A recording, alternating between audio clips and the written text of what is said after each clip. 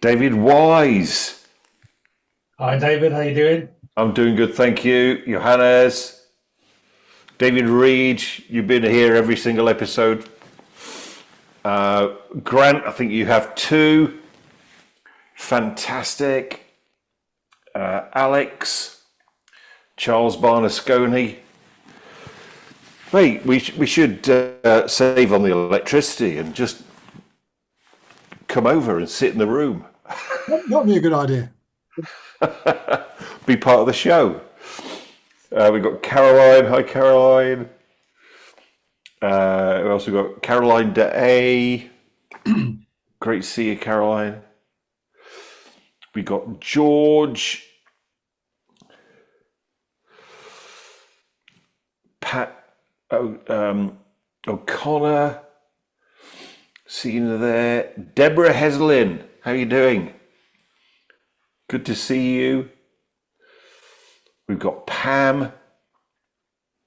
We've got Felicia out in Australia. I can't see everybody, obviously, because of the limitations on my screen. Angela. Hi, Angela. We've got Tom, though he's got his video off. So here we are. Once again, hey Charles, I had a long conversation with Andy Mounsey today. Oh, did you? Good. Yeah. Good. Yeah. The reason I say that to Charles is that Charles introduced Andy to me, and I've talked about Andy a lot on a lot of my other sessions because he did the Arch to Arc triathlon, which is running from Marble Arch to Dover, swimming from Dover to Calais, and then cycling from Calais to the Arc de Triomphe in Paris. David's put his hands on his head. They're going like, what? I can hardly make it down to the end of the street, David. I mean, you know, so as many of you might know, though you might not have watched it yet, on my birthday, 6th of January, I launched The Results Show, which is our new podcast, which is on YouTube, and it's on Spotify, it's on Apple, it's on Amazon, it's on Audible, it's on all those kind of stuff. We got the first 10 episodes up there, and I've told Andy's story so many times, and Andy reminded me, for the last 20 years I've been talking about Andy. So I'm going to get Andy on the Results Show podcast to tell the story from his perspective rather than just from mine, and it is related to what we're talking about here: personal magnetism. Now, I'm just going to put something out here. I watched the, Donald Trump's inauguration, two speeches last night. The first one, which was obviously scripted, was an absolute masterclass in Claire Graves's values levels. I watched it twice. I didn't go to bed till late. Now, if you would like me to do a special masterclass on an analysis, this isn't about politics, by the way. I know some people got a little bit upset about me talking about Donald Trump before. This isn't about politics. This is about what he was doing. And it is really an absolute masterclass. All credit to him, whether you agree with him or not on his politics. I will do a masterclass on taking apart Donald Trump's inauguration speech. Put one in chat if you would be interested in that. and I will do that. And I'm not going to charge for it. It's free. It's just, I've never been into politics, but what I do is I love seeing what people do in politics, and analysing it from the stuff that we know, which is NLP, hypnosis, timeline therapy, HUNA, whatever. Okay, so I'll just put that one in. If we get enough ones on that, then I will do that. It'll be separate from this masterclass. We'll just send out the details for it, and do that. And if you haven't watched the results show yet, just search for the results show, David Shepherd, NLP. It will come up on YouTube. We've got 10 episodes up there already. I'm really pleased with them. I'm really proud of them. I'm really pleased with the work that I'm doing with my friend Pete Cameron Burnett. And we've got the next 20 episodes in the can, where we actually start to bring in guests, which is why I said with Charles, I've invited Andy to be a guest. Because he's a fantastic example of using NLP to create real tangible results, which is what the results show is all about. Right, let's get on with what we're talking about tonight. So, just a bit of a recap. We talked about how do we go about building what Theron Kudimont talks about as being nerve force energy, particularly around the breath, which from a HUNA point of view, we would say is the ha breath.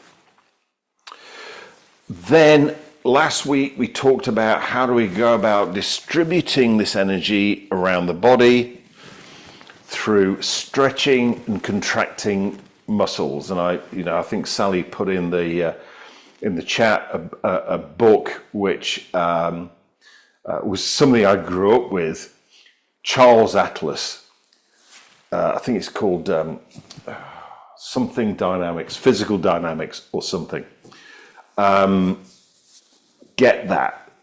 Charles Atlas was great with that.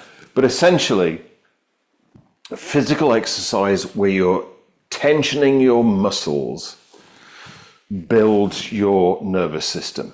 Now, what we're going to talk about tonight, this morning, this afternoon, depending where you're viewing us from, is about how do we go about projecting that energy.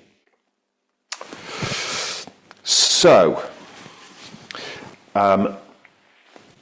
those of you who've studied HUNA with me know about this already,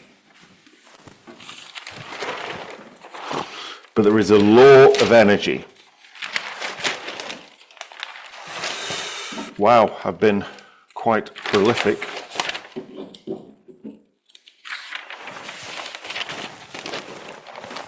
Over the last week or so,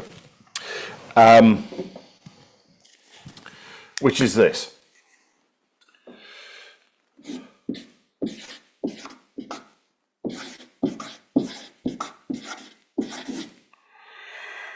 Make that proper G. Your energy flows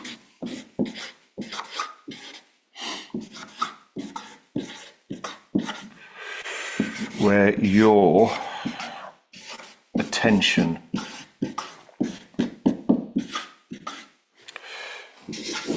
goes.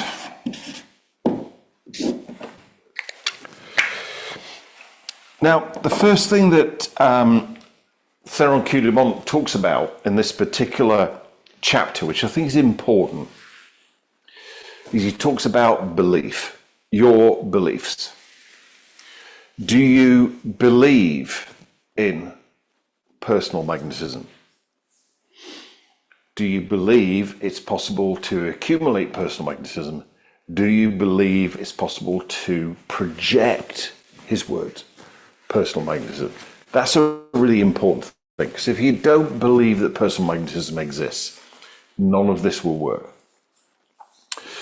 Then we've looked at how do we go about, creating nerve force in the nervous system and distributing it through the body.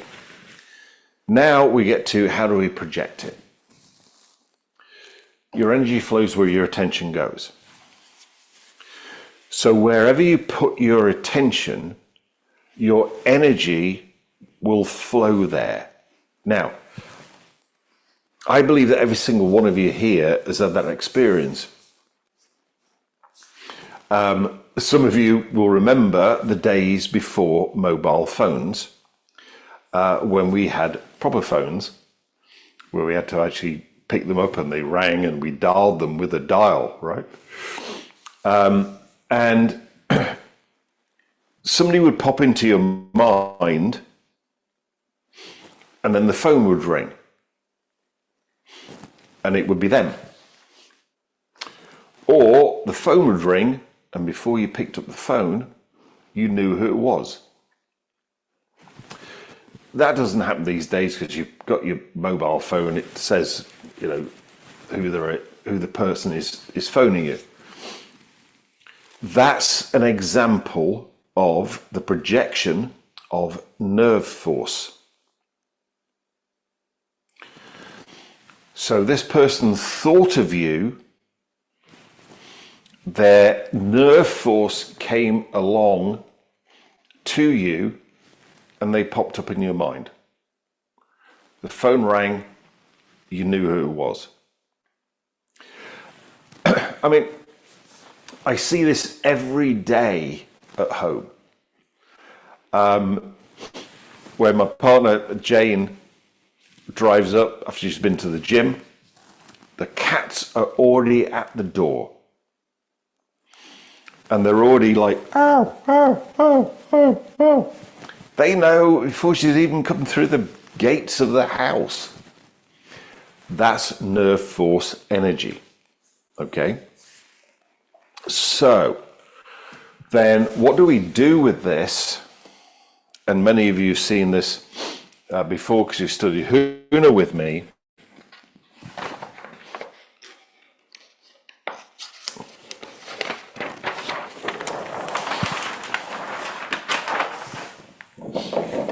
Is a Huna technique called Hakalau.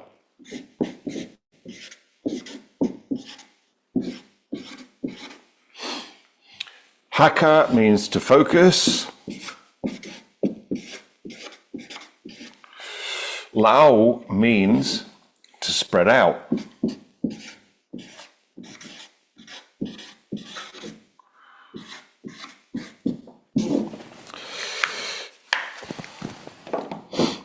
So this is something we teach on Presenting Magically. We teach it on trainers training, which is peripheral vision. Now, if you put your attention into the entire room, then your energy will flow to the entire room. Let me just pull this back again. Yeah. So if your attention is in the entire room, and this is the way to do it: 2 corners in front, 2 corners at the back. It's the same state that hopefully you drive your car in,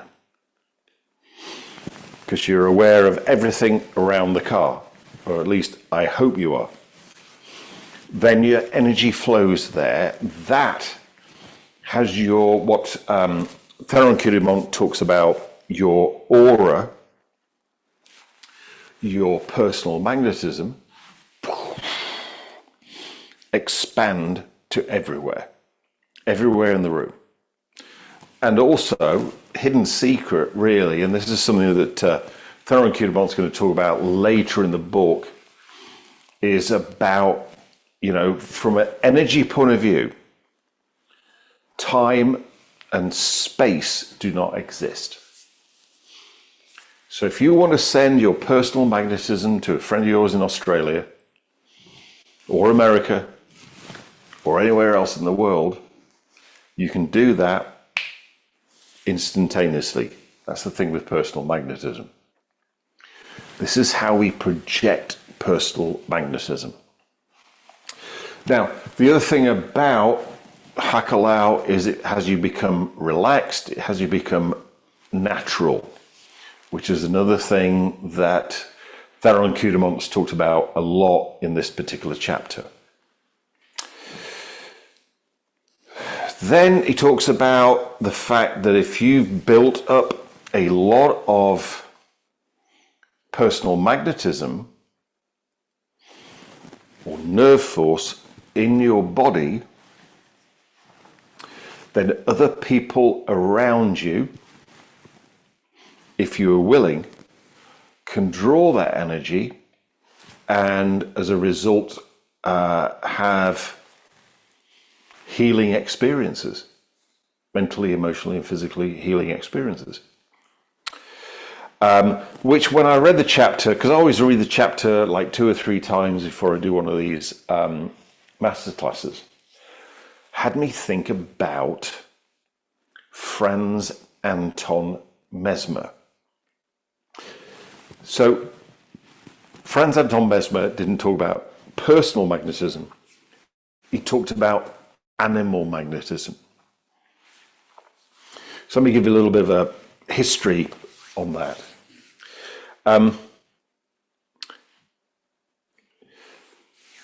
Mesmer at the time was living in Vienna, and there was a somebody who's doing healing with magnets, whose name was Hell. I can't remember his full name now. Hell, and he would wave a magnet over somebody's arm that was cut or something like that, and the bleeding would stop. So Maximilian Hell, that's his name, right? Now Mesmer was doing a doctorate at the university in Vienna about the effect of the heavenly bodies on the human psyche.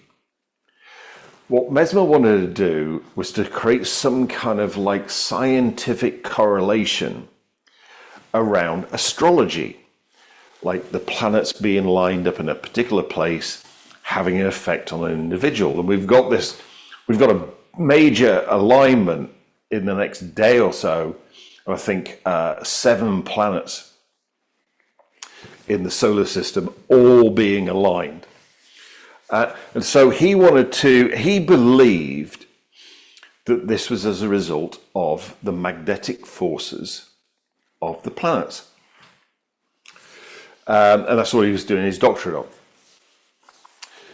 He saw Maximilian Hell doing his healing with magnets, and he was fascinated with this. So he went to Hell and asked for him to teach him how to do what he did, which he did. And so then Mesmer started doing healing with magnets. Then there was one day that he showed up to work with his patients, his clients, and he'd forgotten his magnets. So what Mesmer did was waved his hand over the person's arm, and it had the same impact as actually having a physical bar magnet in his hand. But he still believed it was to do with magnetism. So that's why he said that human beings had animal magnetism. Mesmer actually never called what he did mesmerism. That came later on. So, is that what Theron Kudamont's referring to here, as far as the more nerve force that we have if we choose? I think that's a really important thing. If we choose, that nerve force can flow to other people, and then they can heal. Now, I'm going to recommend another book at this point in time. I know a lot of you you either love me or hate me for recommending books, because you either go, I've never heard of that book, great. Others you go like, I hate David Shepard because I've got to go to Amazon to order this book. It's from another one of my heroes, actually, in the early days, before I discovered NLP, in actual fact. Which was a lovely guy, and I actually got to spend a lot of time with him personally and becoming a really close friend of mine, a bit like Tad, which was Stuart Wilde, and his book, The Quickening.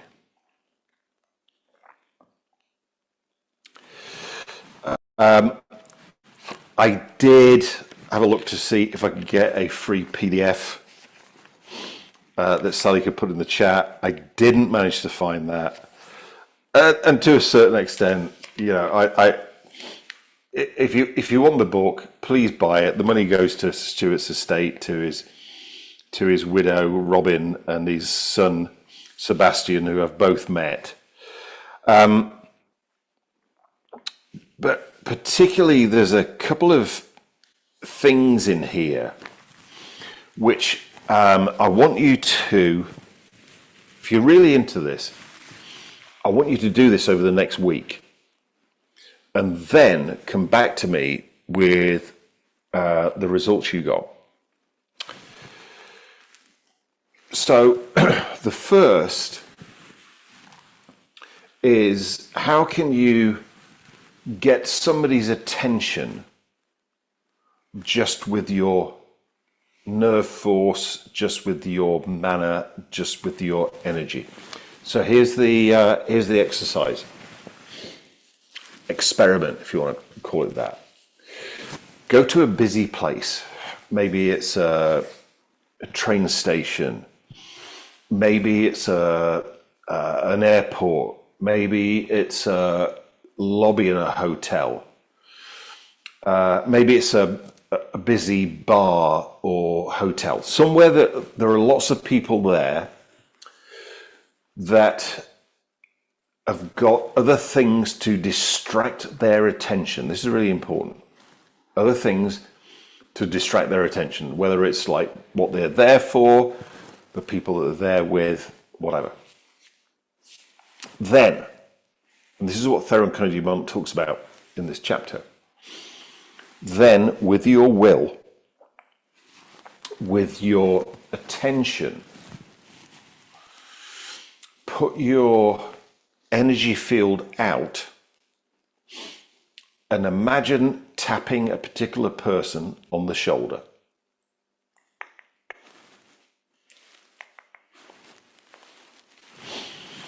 And see if you can get them to turn around and look in your direction. That's your first exercise. Now, the flip side of the coin on that exercise is we can take everything that Theron Kudamont's talked about, turn it on its head, and go, okay, how do I become invisible?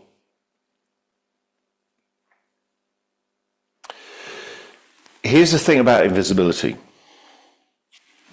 It's your nerve force, it's your manner, it's your energy field that originally attracts people's attention to look towards you, and then they see you.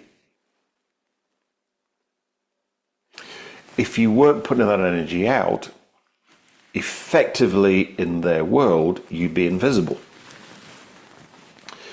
So I experimented with this. I'd come across this, and I was doing a training out in Malta, and I'd gone to Malta with a very dear friend of mine. She was running the room for me, like Sally does now on our Wizard Secret training. Ruth, she's passed away, unfortunately, and I said, "Would you like to go to the Thai restaurant, the Blue Elephant,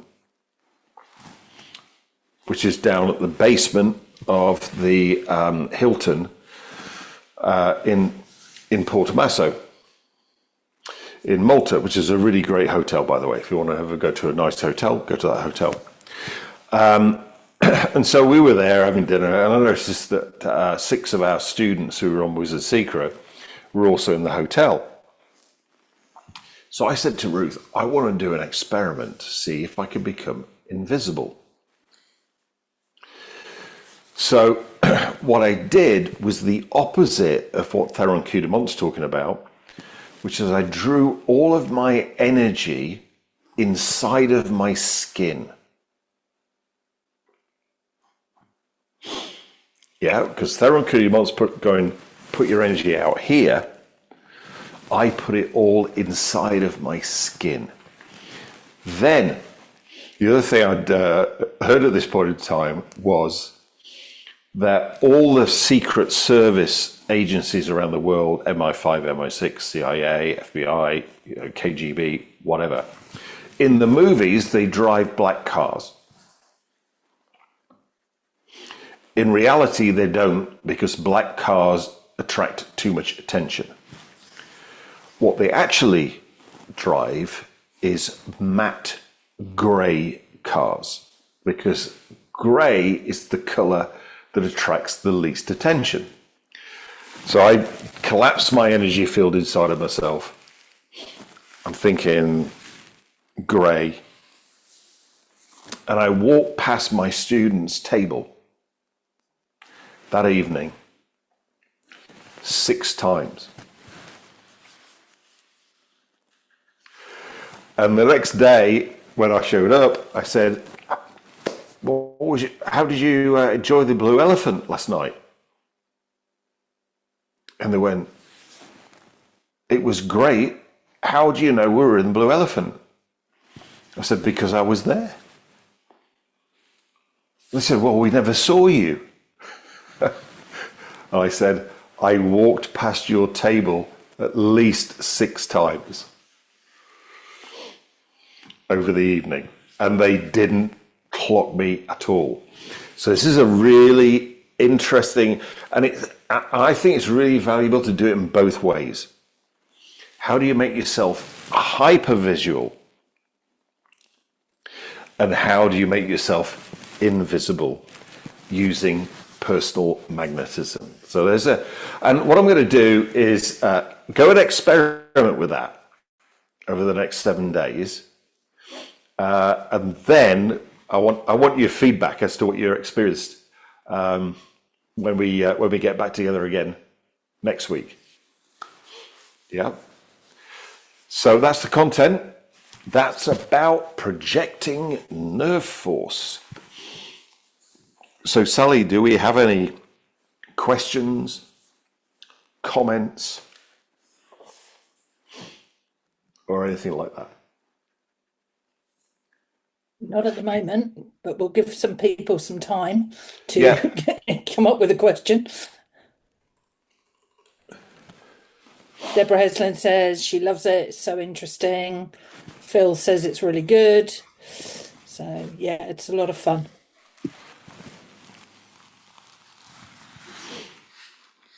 Now, this is fun. And get that book, The Quickening by Stuart Wilde. It's a great book. It's a book I read before I even got into NLP. And I love Stuart. As I say, I got to spend quite a bit of time with him. Great guy. Very controversial guy, by the way. Didn't mince his words in any way, shape or form, but a lovely guy.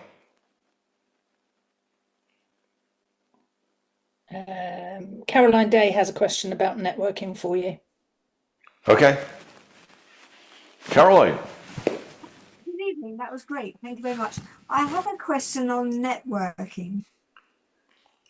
Can you hear me? Yep, I can. You're a little bit quiet, but I don't know if that's me rather than you. Can you hear me now? I can hear you. I'll shout. Shout. If somebody hates networking, because you get a lot of people who don't like networking, they feel all intimidated and all this. Is it because they're actually it's having the effect of pulling their energy in because they're somewhere they don't want to be. And so if they could learn to do the opposite and project their energy out, would that help them have a different experience of networking, for example, meeting anybody? Cool. By the way, Caroline, I hate networking. Just so you know. Because every single thing I've been to with networking, everybody always wants to do a trade. I'll build you a website if you coach me and all that kind of stuff. And it just doesn't work. Obviously, that's major generalizations. Now, interestingly, with one of my upcoming episodes on the Results Show, I'm interviewing one of my students, one of my friends, Jacqueline Rogers, who has very successfully set up a networking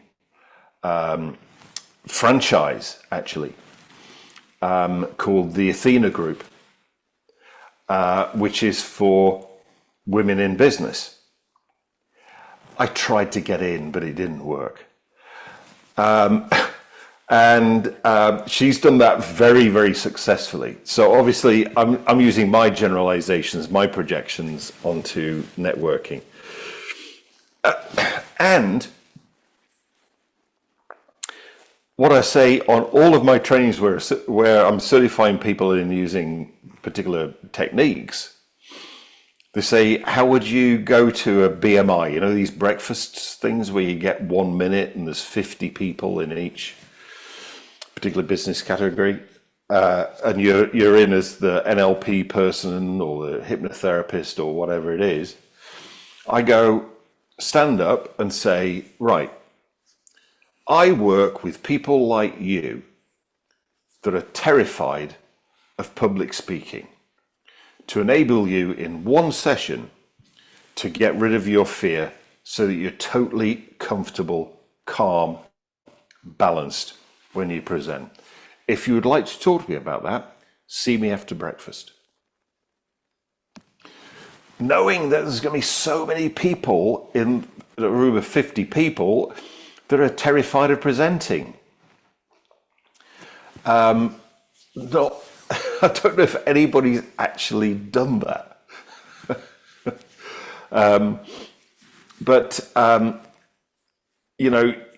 Your thing with networking, if you looked at it from a personal magnetism point of view, is how do you have people pay attention to you and are magnetized to come and talk to you? We were just talking about the presidential inauguration at the beginning of this session. I've never met him, but I do know some people who have met him, and said that whenever Bill Clinton walked into a room, immediately the room went quiet and everybody turned around to look at who walked into the room. That's personal magnetism.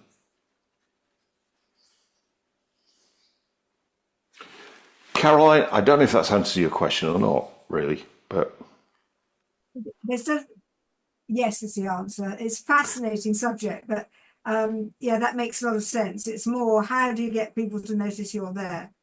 But if somebody's feeling very nervous or shy or whatever, that's a very useful thing to teach them.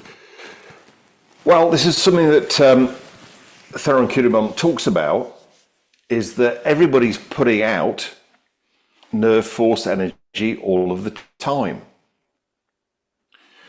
Whether it's attractive or repulsive. So, somebody's shy, and I was, well, I still am, to be honest, desperately shy. So I would go to things and go like, I hope nobody comes up and speaks to me. And they didn't. Yeah, so that's where somebody who's shy has collapsed their energy field, their nerve force, to not attract attention. Quickest thing that you can do with anybody like that is to teach them Hakalau from Huna. Because it does two things.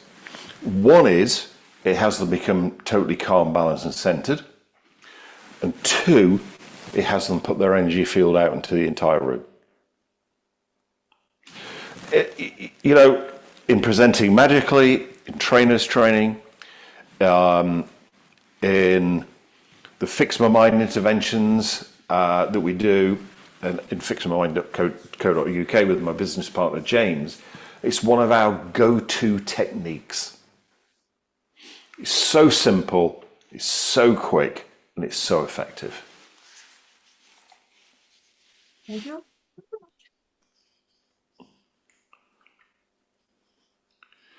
Thanks, Caroline. Okay, so Liz Martin has a question for you. Okay, Liz. Oh, hi, David. Just about the same sort of thing, I imagine. Gosh, when I'm in meetings, like with mixed people, and I hate to say it, but often guys, I say something and it gets disregarded. A guy or somebody else will say the same thing and get everyone talking. And I imagine it's the same sort of thing, or it could just be I'm not being assertive enough. Yeah. Liz, I don't know exactly what environment you're working in. Are there still male-dominant business environments? Well, that was education, sort of Well, higher up. So at yeah. that time, there were lots of men. Yeah. So you've got that stereotype. I'm not saying that stereotype is correct, but it's like, does it still exist? Yes. So then it's like, how do we overcome that? Or how do we enable you to position you outside of that stereotype? I mean, there are women like Margaret Thatcher or something, but they become like men. Sorry, this is sounding very sexist, and I don't mean No, Liz, this is really important. Really important. And it's important that we talk about it. So Margaret Thatcher had a lot of coaching around her voice, as an example, because she did originally have quite a high-pitched, squeaky voice, and she was coached to have a lower-pitched voice, which from an NLP point of view would be, and a hypnosis point of view, would be the command tonality, where you go down in pitch at the end of the sentence. Which then, and this is all done unconsciously, then people on the receiving end of that take that not as a statement or a question, but as a command, as a truth. This goes beyond what we talk about with personal magnetism. Then there are a number of physiologies, archetypal physiologies, that go with this. And we're talking about this particularly if we're in a male-dominant environment, whether it be business, whether it be education, higher levels of education.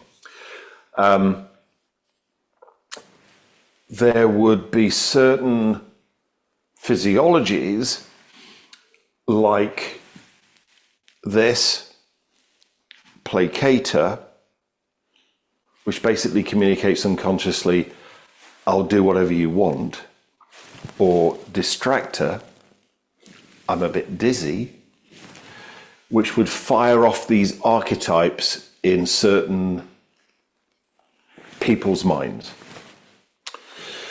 So then what we've got is you put your energy out, you use the command tonality, and you use what's called leveler, which is, I'm going to, this is a little bit too high because of where the camera is, but the leveler would be, if you're around a boardroom table or something like that, or a meeting room table, you put your hands on the table, you put your hands flat on that table, and you'd move them slowly outwards while slowing down what you were talking and using what I've been describing as the command tonality. And, you know, it's not magic because, you know, we understand how it works, but I've coached a lot of women speakers in business that were in that kind of environment. And what I noticed was when they put their energy out, like we're talking about here, personal magnetism, boom. And they were using the leveler gestures, and they were using the command tonality. What happened was, and you know, I'd go along and watch them present, and I was more interested because I knew how good they were. I was more interested in the impact they had on their audience rather than what they were doing, because I'd already seen what they were doing. And the first thing you'd see from a male audience in that environment is confusion. They would go like, who is this woman? She's not like all the others. And then the confusion would change to curiosity. And I know that they got the audience when I saw all these guys in the audience suddenly go, and they'd all lean forward at the same time. And I go, right, she's got them. So there is a personal magnetism element to it. There is a an unconscious physiological communication thing to it from what you're doing with your body, and also what you're doing with your voice tonality, and you can do it. So, does that answer your question, Liz? Yeah, it's brilliant. Thank you. I'm sure that my gestures and my tone have a lot to do with it. Yes, absolutely. Change that, put your personal magnetism out, it will all change. Thank you very much. Really helpful. Thanks, Liz. Thanks for your question. That was a great question. Okay, Charles is up next if his question hasn't been answered already. Yeah, I think it's a related question. Hi, David. And you referred earlier on to self-belief. So I guess I've got a question would the effect, what would be the effect of a person that's got a lot of self-belief, a person's having a lot of self-belief, and they're utilizing the hakalau and the projecting their energy? Would that have a different? Could the belief or self-belief have a different effect if they're still trying to project their energy, but if a person is carrying a lack of self-belief rather than lots of self-belief? Would that have a reverse effect? Would there be a situation where the projecting energy wouldn't be as effective or as powerful because there's a kind of belief system in the way? Rather, like, we talk about neurological levels and the belief. On your drawing of that diagram, you show the belief ring as being like a switch, and the energy is switched on or switched off depending on the level of belief about that the person has.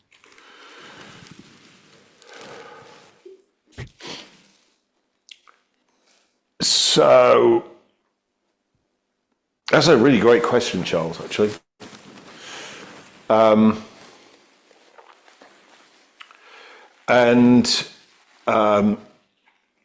It takes me back to when I first started out many moons ago, and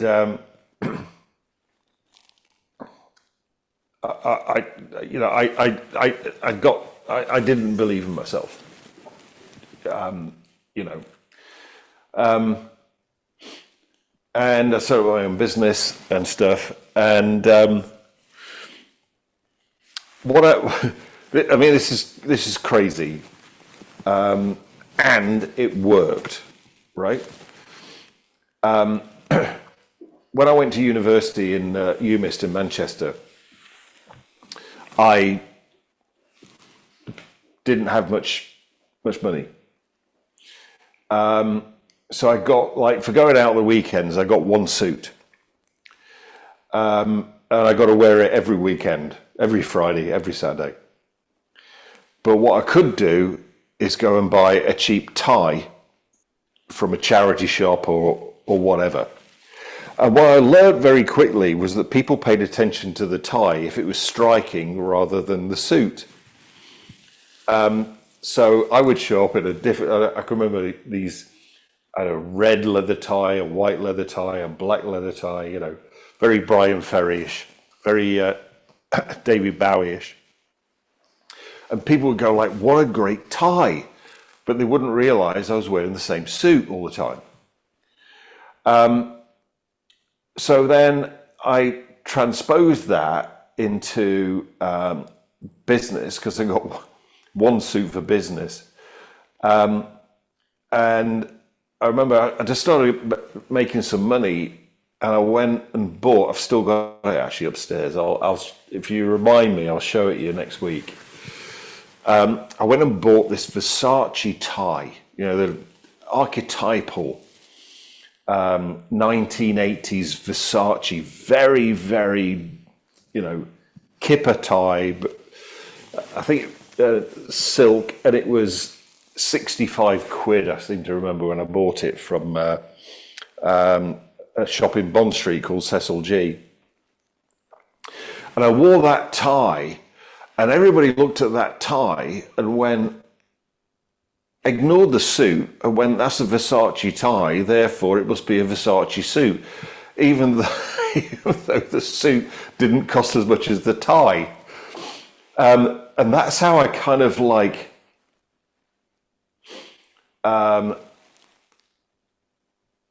gave myself a leg up. And then I think the next thing I worked on was a pen, a Mont Blanc pen. In the days where I used to write notes on a Mont Blanc pen, I had a Mont Blanc pen. I think it was Sally who actually bought it me for Christmas. And people would go like, oh, Mont Blanc pen must be successful. So there are certain points in some people's lives where you need to do something like that. I mean, I certainly did. In NLP, we call it acting as if. In other areas, they call it fake it till you make it. You know, whatever. So, and it was those kind of like little props, if you like, that enabled me to have the belief that I could do it. Because you're quite right, Charles, you know, your beliefs leak out into your energy field. And people will pick it up, either consciously or unconsciously. And, you know, I had to use, and actually I think I learnt those from Stuart Wilde, actually, if I remember rightly, before I got into, from his book, another book, which I'd highly recommend, of Stuart's, which is The Trick to Money is Having Some. And I think that's where I got that from. And that enables you to change what you put out in your energy field.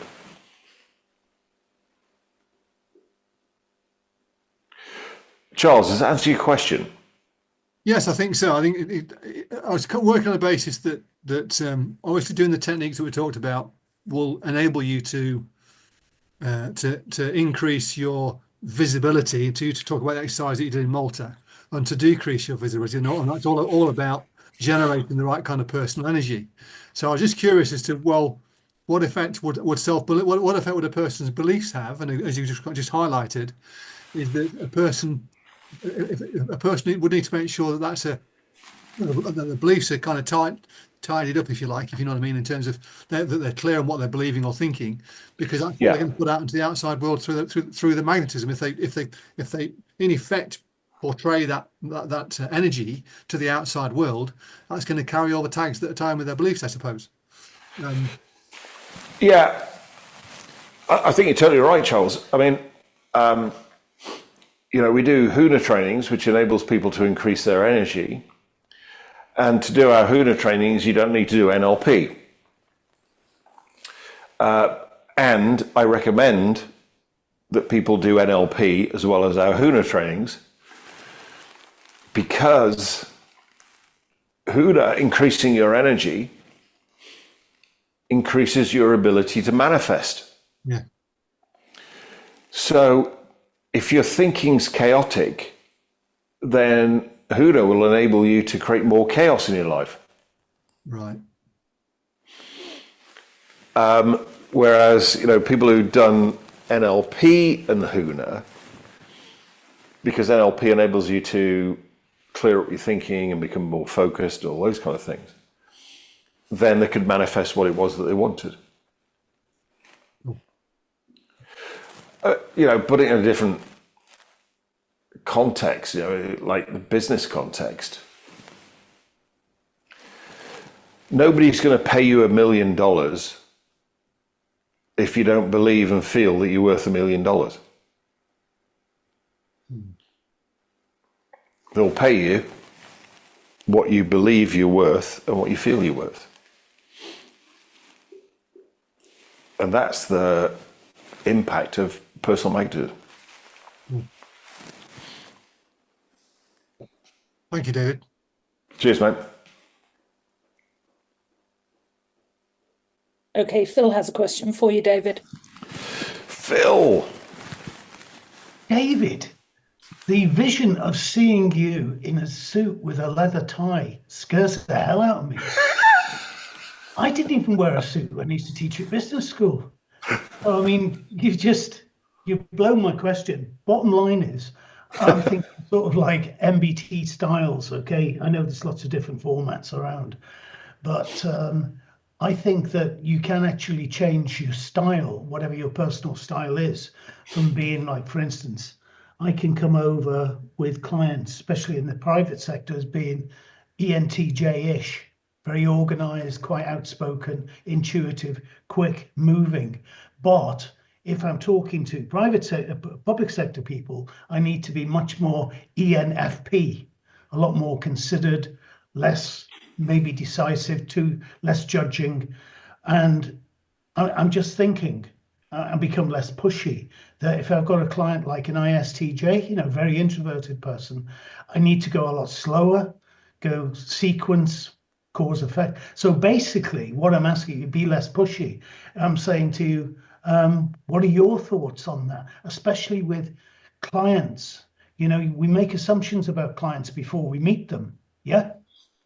And sometimes you get some good giveaways because you find out about them before, or you walk in their office and whatever she or he is wearing, or the accoutrements around the office. And I just thought, what are your thoughts? Because you meet clients all the time. You've got maybe in a class, you've got 20, 30, 50 people, and you've got to appeal to everybody. Yeah.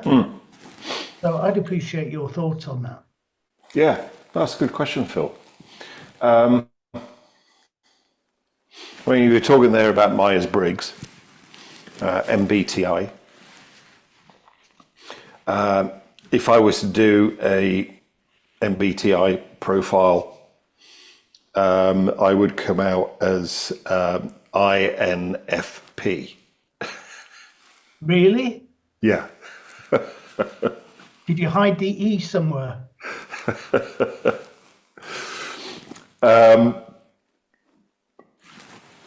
And then, NLP and what we're studying here is all about flexibility. Mm-hmm. And quite rightly, what you're saying is being yourself, and as a chameleon. Mm-hmm. Because that's what we've got in NLP, isn't it? Pace, pace, pace, lead. So, depending on who I'm with, I'm always me. Can't be anybody else. Because, imagine what it would be like if you were acting to be somebody else and then you woke up and forgot what you were supposed to be.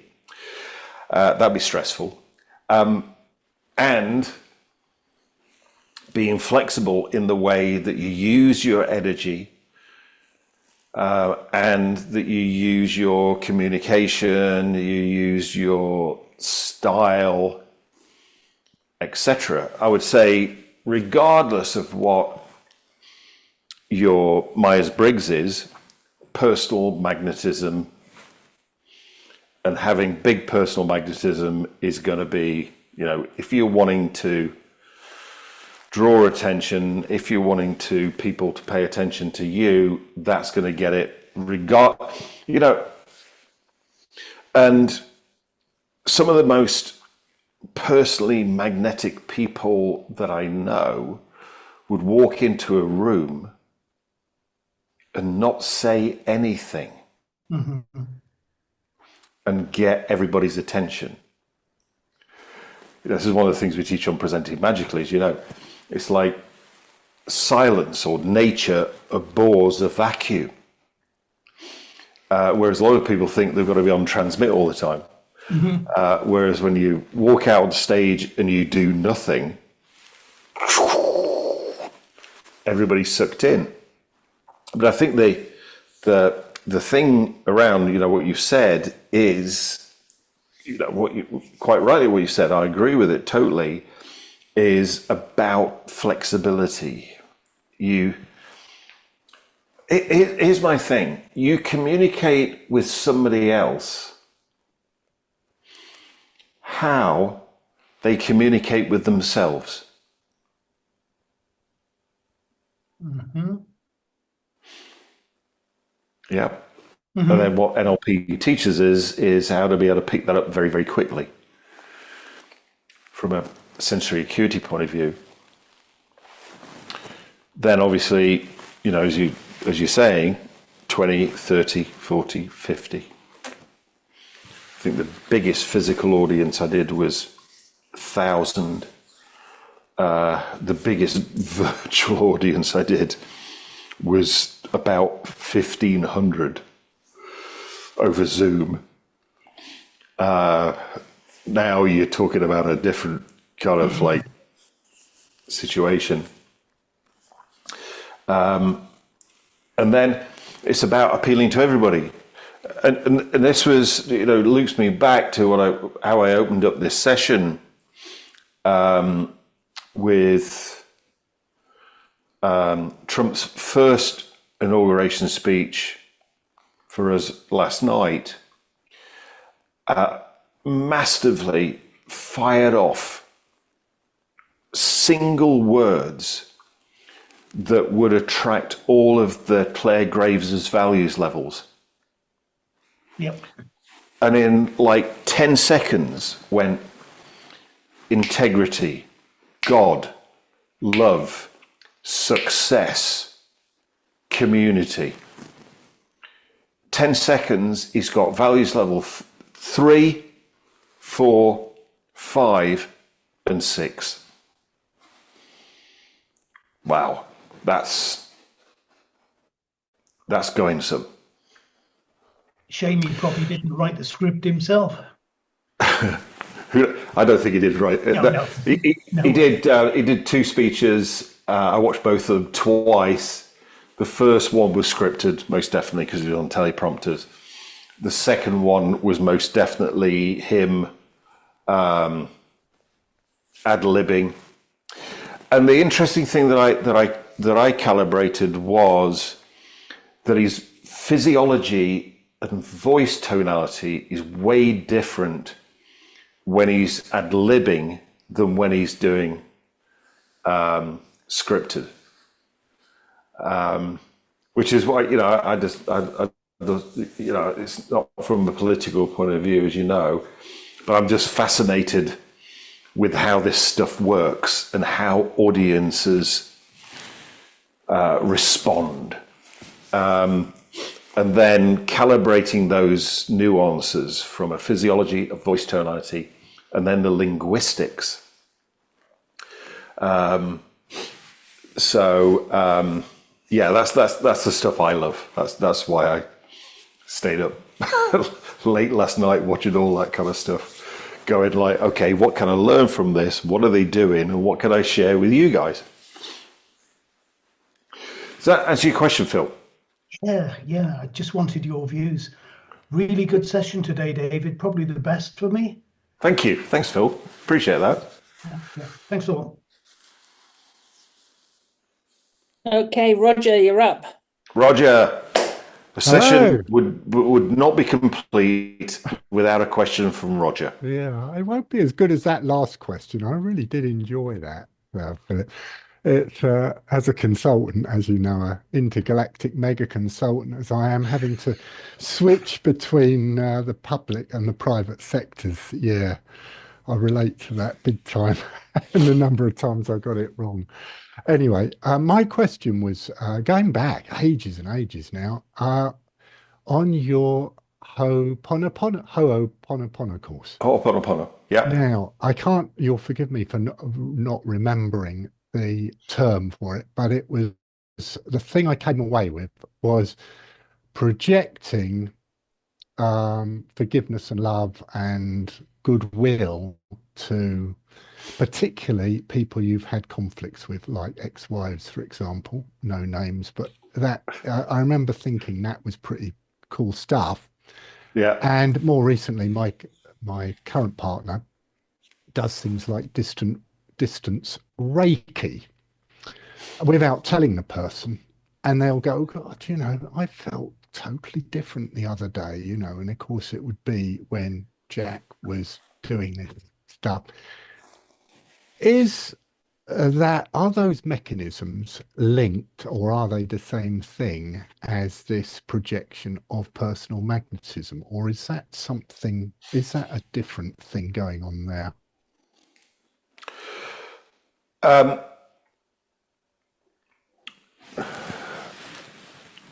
So yes and no. I think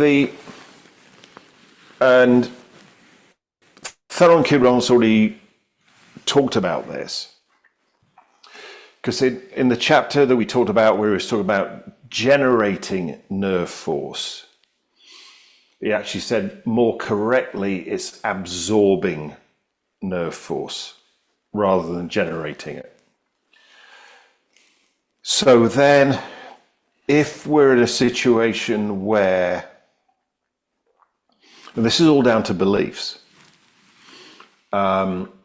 if we believe that we've got to fill the room, if we're doing a presentation as an example, with our energy, and I hear this all the time from presenters, speakers, trainers, etc., they say, after a day, I'm exhausted. How do you do what you do? And I, as you know, I do probably 200, 250 days a year. And then we've had a joke about this before, Roger. People go like, "Wow! So you get 200 days a year off?" No. But if you believe it's your energy, then that's finite. Yeah, if you believe that it's energy that you are absorbing, as Theron Kudamont would say, that you're drawing into yourself and then projecting, it's infinite. So my experience of that is that then I'm more energized at the end of the day because it has to come through me. If you think from an energy perspective, it's a bit like the hierarchy of ideas. Energy's up here. I've got to bring it out to the physical plane. My nervous system is the...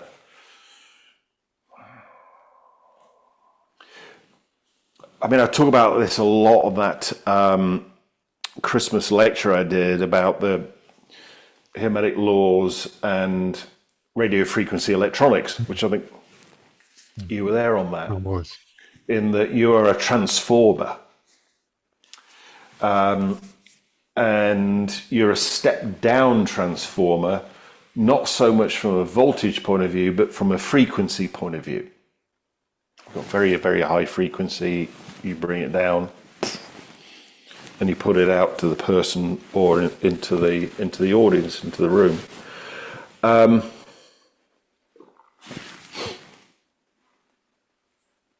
And can you do that from a distance, like you were talking about, distance Reiki? Yep. You can, because of the level of energy, time and space don't exist. I would then say the thing from what you said, I don't know if I heard it correctly, I personally would not do any kind of energy healing with somebody that I didn't have permission from, that hadn't asked me. So, you know, you guys are on this session. Implicitly, you've given me permission to use my energy to enable you to get the result that you want from the session. If I've got a private client, they've given me permission to use whatever I know. If I'm doing a physical training, then implicitly I've got permission to use whatever I know. And this is something which is quite, I've noticed is quite unique of Reiki, is they go, you know, if you see somebody in the street and they look like they're in a bad way, send them some Reiki energy. And I go like, well, excuse my language here, but who the fuck am I to say they're in a bad place? Who am I to say that they need healing? They might be in exactly the right place. This is something else I got from Stuart. Stuart gave me a really hard time on this one. It took me a while to get it. So then it's possible for it not to be the Reiki energy, it not to be the Opua in Huna, but for it to be your energy, which then at the end of the day you would feel drained because it's not your energy. And if you are energetically connected to her, that energy has got to come from somewhere else, which could be you. I mean, we get into real kind of like esoteric stuff of around energy now, but does that answer your question? Does that make sense? It does, and thanks ever so much. But does is the Ho'oponopono energy based then, or is that a different fundamental? Because I absolutely take your point about the Reiki. That there's a warning there. Just be careful what you're doing there. Yeah. But the I don't remember I don't. Ho'oponopono. Ho'oponopono. Let me write it up on the board. Yeah. I had to look it up on the internet before I spelt it on the question, because otherwise I'd look a chump. But so the question there is that an energy that's working there?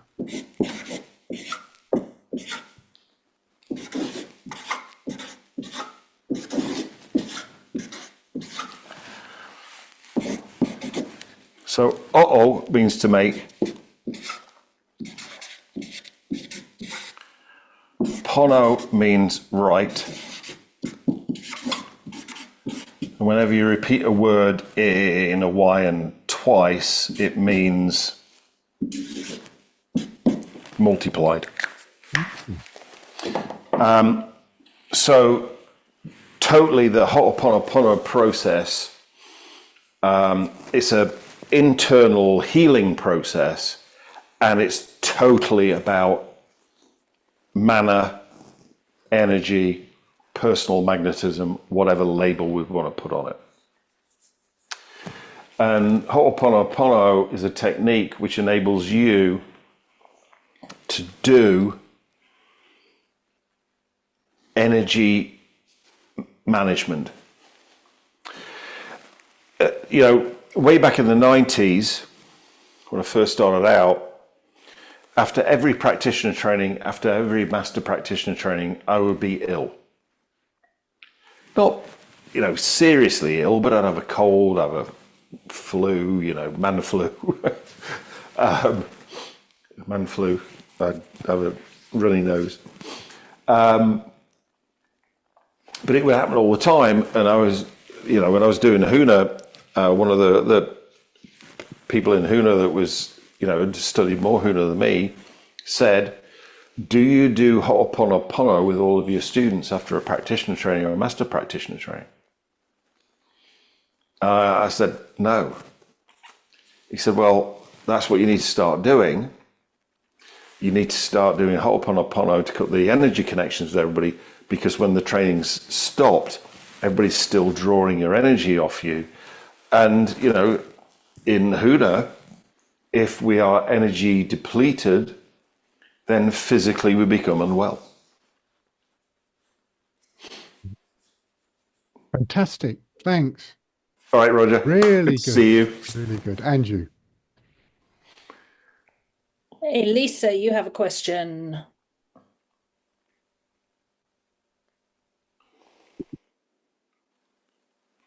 Lisa, you need to unmute your mic.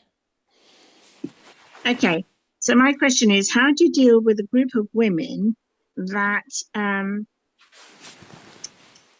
consists mainly of prima donnas? And when you're trying to ask a question or try to get involved, they just keep butting in and shutting you up. They don't like the energy. And I must say, these women are all retired professional ladies, and all the personal development that I've done, I've taught public speaking, and I've trained lots and lots of people. And every time they just don't want me to talk. And even though I do things right, they just shove it to the side. So how can I use my personal magnetism to kind of stop them feeling threatened, I suppose? Okay. So, Lisa, just a couple of questions. What context is this in? And what's your outcome and what's their outcome? Okay. The context it's in is it's a group of ladies that we all do charitable things for the community. Okay. And for me, my outcome would be to get them to listen to me and not try to shut me up all the time. And I'm actually not, how can I put it? I think they don't have the experience that I have, and I'm aware of that, and I try to rein it back.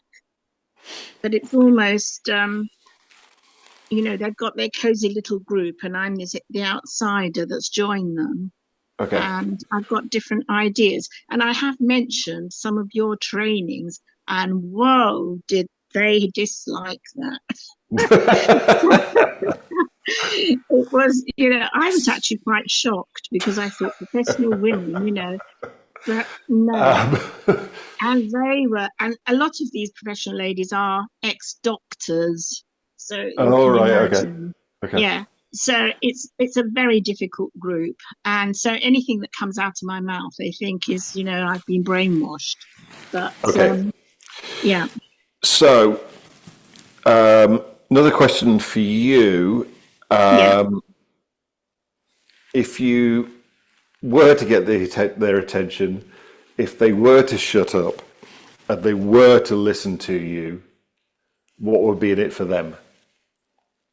they would learn something. I mean, they're missing out huge And because people are leaving and people are fed up and bored. I could offer them a whole range of things that would open their minds. if they were to learn everything that you know, Lisa, Yeah. what would be in it for them? Um, I don't know what would be in it for them. Learning, Right. I suppose. Here we go then, right? Learning, I suppose. But But they learning's don't want to learn. They not seem to the think, outcome, right? right, Learning's a process. okay. So, How would it benefit them, is what you're saying. yeah, what's in it for them? Yeah. Well, Um, I think that for them, they would have a much stronger.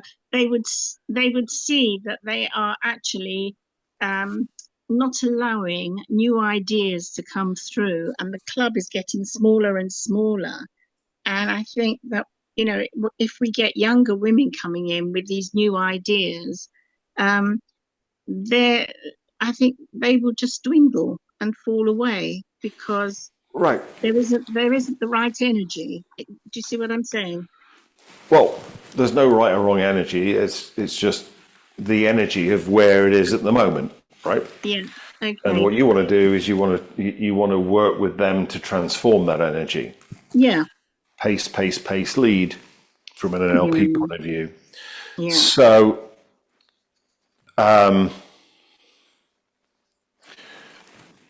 the important thing is that the first thing that you do is to sell them on that. Okay. So it's like, okay, have you noticed numbers are dwindling? Yeah. Would you like numbers to increase? Yeah. Have you noticed that our average age, although I wish it wasn't true, but it's just biology, Yeah. is getting older? And do we want younger people, younger women Mm, in this group? yeah. Show of hands. Right. Yeah. Now, once you've got agreement on that, then you can go, okay, let us. I love this. This was Jim Rowan's said the two most powerful words of the English language were let us. Yeah. Yeah. Yeah. So let us sit down and work out how we do what all of us want, which is to increase the numbers and to attract younger ladies to the group. Yeah.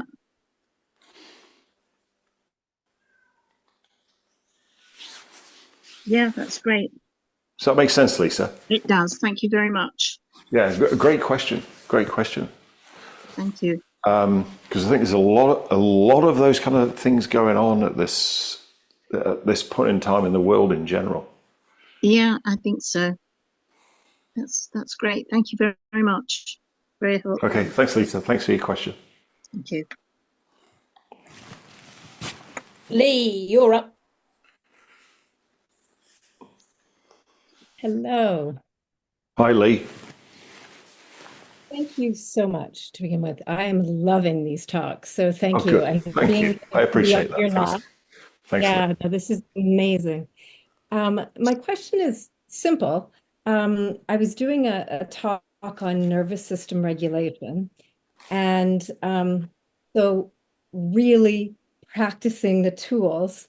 And I want to say again how grateful I am, because I think I finally got it. It's when you do Hakalau, right? When you talk about if you master Hakalau, it can change your life. Yeah, And totally. it's like, yeah, all of a sudden I went, oh my goodness, because I was thinking if I'm doing this talk and I need to be very regulated, I need to drop into the space. And I kept doing Hakalau all day long. And I guess my question is, you always mention 7 minutes in the morning, 7 minutes in the evening. That's for the ha breathing. It's the ha breathing, not the whole Hakalau technique. Hakalau all day, 24 hours a day. Got it. Okay. Okay. Yes. And that's what I'm working on. That's what I'm working towards. Yeah.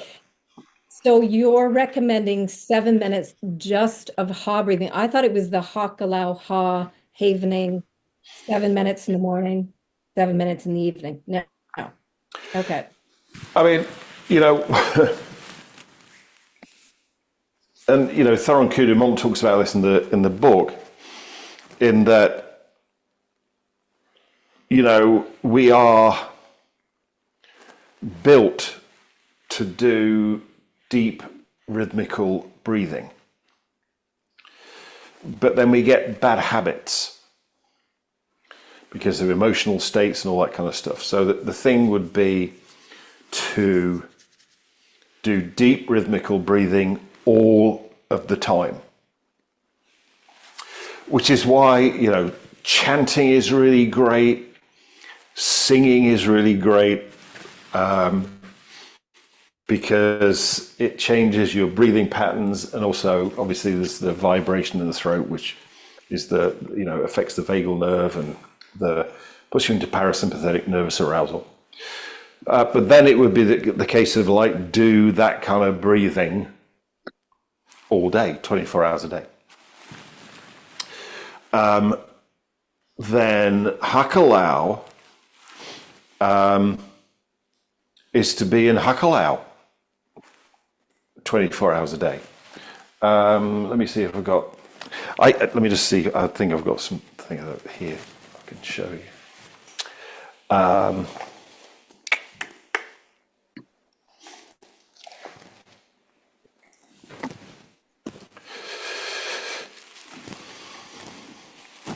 can't find my phone, but it's my iPad. These things take people out of Hakalau. So as soon as you look at, for most people, and you can learn to do it differently. For most people, they look at their iPad, they look at their phone, they look at their laptop, and they're into foveal vision. Now, I'm looking at my laptop here. I can see this sea of faces on the screen. I can see you. I can also see me on the screen in the back of the room, which is the machine that we're recording on, and my lights and my library around me, and in my very distant peripheral vision, my flip chart. So it's about really retraining ourselves to breathe from the diaphragm rhythmically, and to retrain ourselves to live in Hakalau. That's the thing. And you're quite right, when you're teaching this stuff to other people, then it's important that you are in that state that you are teaching them. Two very, very simple things. That doesn't mean it's easy, because it's kind of like the opposite way to the way the world's created at this point in time. And as you quite rightly say, life-changing. Yeah, and what's crazy, my internet dropped out, so I did miss part of that. And I was able to get back on. It dropped out when you were talking about looking at your iPad and you go into foveal vision, I imagine you were saying, correct? Yeah, I was looking for my And phone, but I can't find it now. But what most people do when they look at their phone, when they look at their iPad, is they go into right, foveal vision.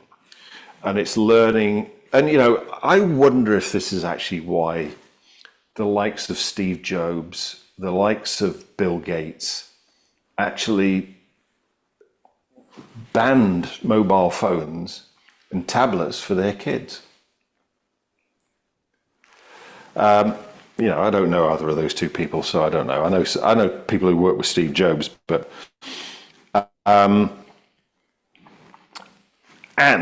these are useful tools. I use them all the time, and it's about being able to use these whilst being in Huckalau. right. Okay. So I can look here on my emails that are coming in. I can see me on my iMac over there, which is what we're recording in. I can see the sea of faces. I can see you on the bottom right-hand corner of my screen. I've got two lights here.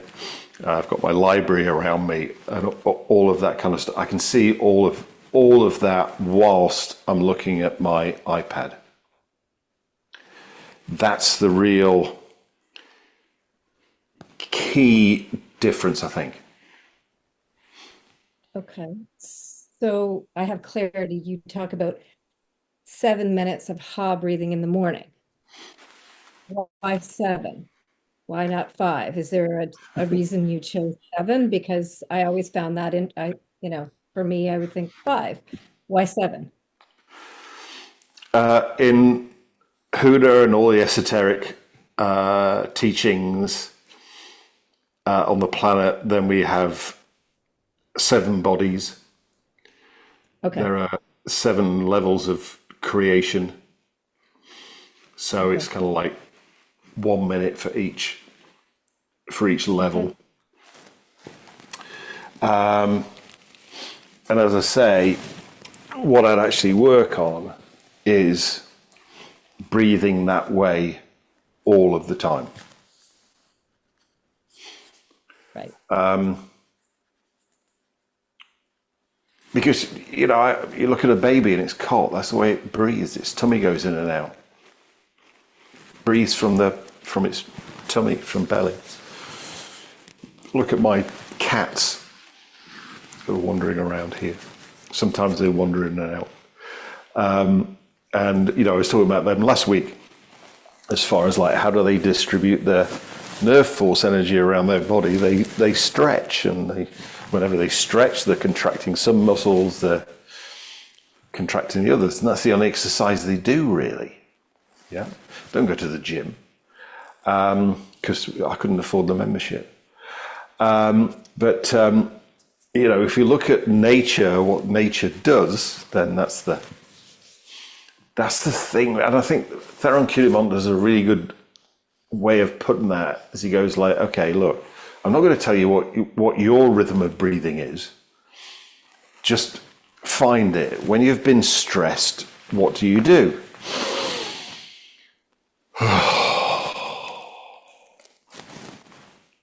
The kind of like, I'm glad that's over kind of breath, That's your breath that your body does to regenerate nerve force energy. Huna goes a little bit more specific on that with, diaphragmatic and, the out breath is at least twice as long as the in breath. And we talked about, why was that was important the other week, because it increases the amount of the water element, relaxes you, and also increases your magnetism. Okay. And so when you're teaching Hakalau, you would teach the ha breathing as part of that. If I had time. Okay. I've got, last week, Pete Burnett, who's my mate, my friend, also my tech guy for all the videos we do, and also my co-host on the Results Show, which is our podcast. We actually talked about this, and we had one of our guests,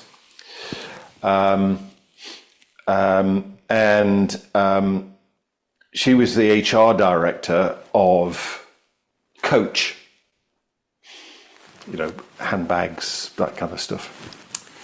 And she invited me in to talk to the entire group, the entire company in London, which is about 150 people. Boy, did I feel old. Because the average age of these guys was like 20 to 25, and I'm 62.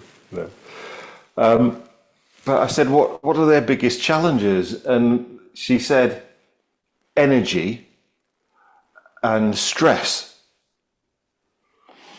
And I got an hour with 150 people. And, Elizabeth talks about this on the interview that we've got coming up on our Results Show.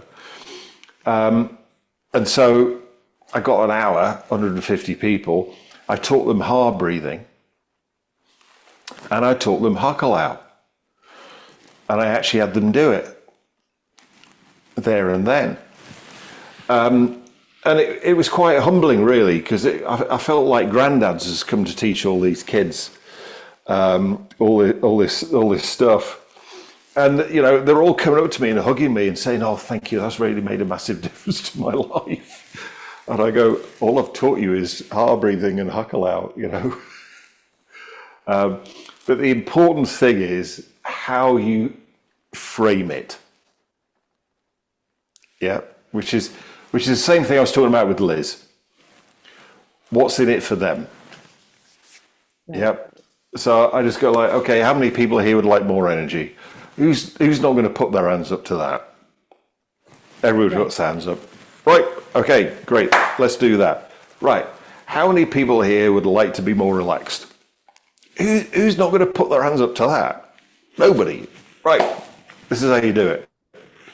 And I give them the science behind it and all that kind of stuff, because that generation are really into the neuroscience and all that kind of stuff.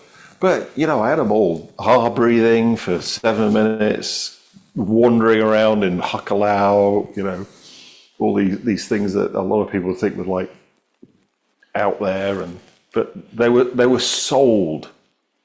This is the important thing. This is Liz. This is the other thing. You've got to sell them. They were sold on it, and then they did it because they're sold on it, and then they got the result they wanted. So then that's when they're grateful. They have gratitude, and they go, "That's really changed my life." I think, when I was a kid, here's a little story for you. When I was a kid, I wanted a trouser press as a Christmas present. Corby trouser press. Why? To press my bell-bottom jeans that I wore as an Elvis impersonator. That was the reason why I wanted a trouser, because I put them under the mattress, you see. That was the only thing I could do. And I slept on them to make them flat. And so Mum and Dad asked me what I wanted for Christmas, and I said a Corby trouser press. And I remember my mum saying, why do you want a Corby trouser press? Only travelling salespeople use those, as if they were the worst people on the planet, the only people that drove Cortinas or Vauxhall Vivas, if you're old enough to remember that in the UK. And so that kind of started to install in me that being a salesperson was not good. And I got offered a job. I'd left Reuters I wasn't doing well. My ex-boss phoned me up and offered me a job. This would be in 1992, which was £100,000 basic plus commission on target 250,000 plus an expense account and a BMW M3.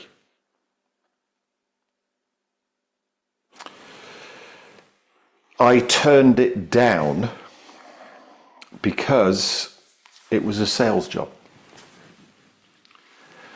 So rather than taking that sales job, what I did was I set up my own business. I think anybody who's got their own business has already worked out what the fucking flaw is in that thinking. I'm going to set up my own business because I don't want to sell. And it was only when I got into NLP that I went like, okay, selling is cool. But we're always selling. You know, Lisa, with your group, it's like selling the shift in the thinking. Lee, it's the selling the, why would you want to be in Huckalau? Why would you want to breathe all the time? And being okay with that. Yeah. And, whether there's any financial exchange or not, you're always selling. For me, when I sell to somebody, what it means is they make a decision to take action. Which, when I'm on the right side of the equation, they make a decision to take action, which enables them to win, and also, hopefully, me to win as well. That's what selling is for me. Thank you. That was amazing. I'm glad I asked. Yeah, so am I. Because, it's these questions that you ask me that I just go off on like bloody tangents, left, right, and centre. But I hope it's valuable when I go off on those tangents. Absolutely. Absolutely. Thank you. Grateful. Thank you. Sorry, I'm aware that we've done one of our short ones again. Yes. There are no more questions though. Okay. So we are good. We are good. Let me just. I think I've got my book here. Let me have a look. What we're going to do next week.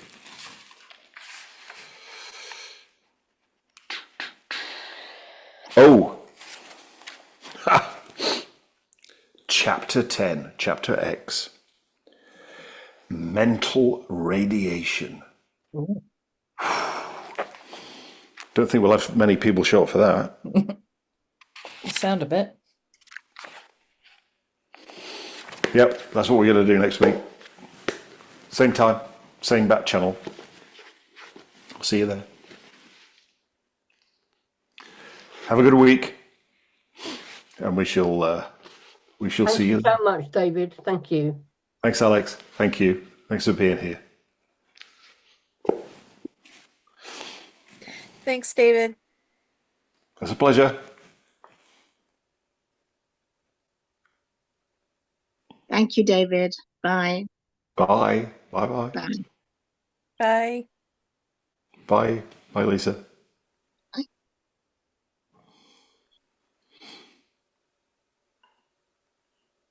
And then it was just me.